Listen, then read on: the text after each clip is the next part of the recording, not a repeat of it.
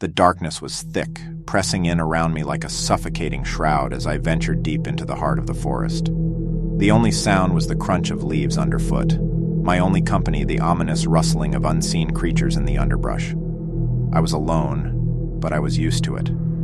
Hunting had always been a solitary pursuit for me, a chance to escape the noise of the world and find solace in the stillness of the woods. Tonight, however, the woods held an eerie silence that sent shivers down my spine. It was as if the very trees were holding their breath, waiting for something to happen. I shook off the feeling and focused on the task at hand, my breath forming small clouds in the frigid air. I had been tracking a particularly elusive buck for weeks now. Its tracks were massive, and the locals whispered about its legendary size. It was said that anyone who could bring down such a beast would be a legend in their own right.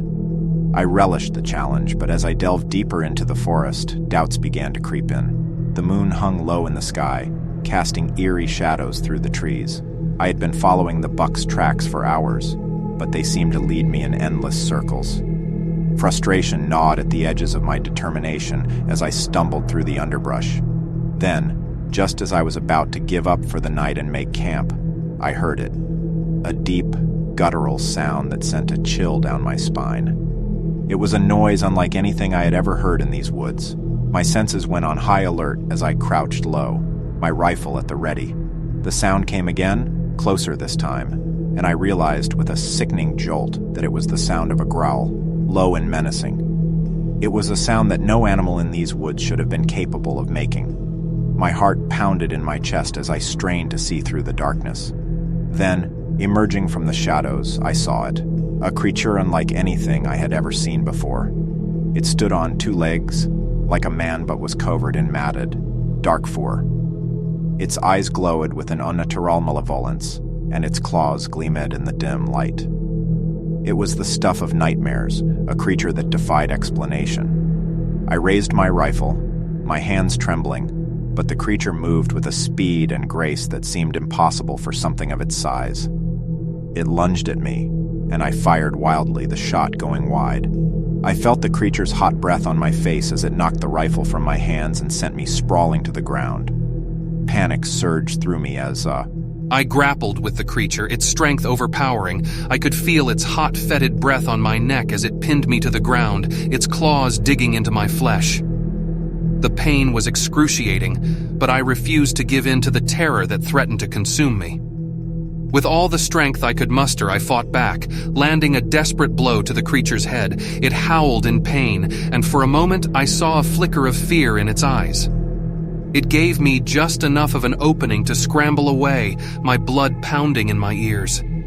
I didn't look back as I ran through the woods, branches whipping at my face and thorns tearing at my skin. I could hear the creature's heavy footfalls behind me, gaining on me with every step. I knew that if it caught me, I would be dead. I burst through the trees and into a small clearing, my breath coming in ragged gasps. The moonlight revealed a dilapidated cabin at the edge of the clearing, its windows shattered and its door hanging askew. It was my only chance, and I dashed inside, slamming the door shut behind me. I could hear the creature outside, scratching at the door and howling in frustration. I frantically searched the cabin for anything I could use as a weapon, my heart pounding in my chest. As I rummaged through the darkness, my fingers closed around something heavy. A rusted old shotgun. I loaded it with trembling hands and approached the door, my back pressed against the wall. The creature continued its assault, and I could see the door beginning to splinter. With a final, desperate prayer, I flung the door open and fired.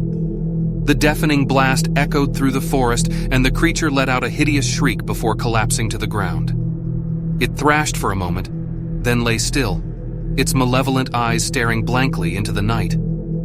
I stood there for a long moment, gasping for breath, before I finally dared to step outside. The forest was silent once more, the darkness seemingly undisturbed. I knew that no one would believe my story, but I didn't care. I had survived a nightmare, and that was enough for me. As I made my way back to civilization, I couldn't shake the feeling that the forest had changed that night, that it had become a darker, more sinister place. I knew I would never return to those woods, that I would leave the legend of the elusive buck behind me, and that I would carry the memory of that night with me for the rest of my days. A memory of a hunting trip gone horribly wrong. A memory of a creature